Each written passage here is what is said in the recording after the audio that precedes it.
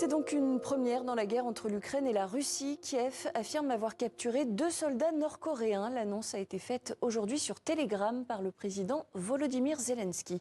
Le récit d'Antoine Joubeau. Ces images officielles de l'armée ukrainienne montrent 2 prisonniers nord-coréens.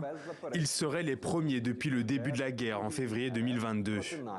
Ils ont été capturés dans la région de Koursk et ça n'a pas été facile. Les soldats nord-coréens et les Russes achèvent normalement les Coréens blessés, notamment pour éviter qu'ils ne soient capturés. Selon les services de renseignement ukrainiens, ce Nord-Coréen serait né en 2005 et servirait l'armée depuis 2021. L'homme pensait être envoyé dans la région pour des entraînements, pas pour combattre réellement. Surtout, il aurait été capturé avec des papiers russes, preuve pour Kiev que Moscou cherche à dissimuler la réelle identité des soldats de Pyongyang.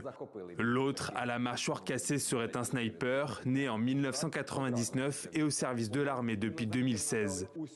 Les soldats nord-coréens seraient plus de 12 000 dans la région russe de Koursk, fruit d'un accord entre Vladimir Poutine et Kim Jong-un. En juin 2024, les 2 hommes signent un accord de défense qui prévoit, entre autres, une assistance mutuelle en cas d'agression contre l'une des parties.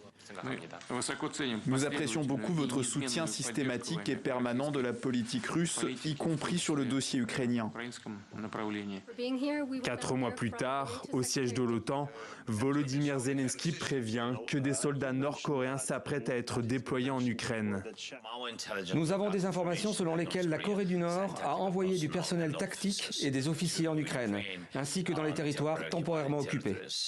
Les images de ces militaires sur le terrain sont rares, à l'exception de ces vidéos des forces spéciales ukrainiennes où des combattants sont traqués par des drones kamikazes.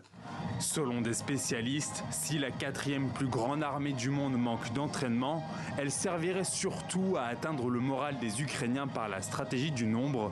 Pour l'heure, la Russie et la Corée du Nord n'ont pas confirmé la présence de ce contingent.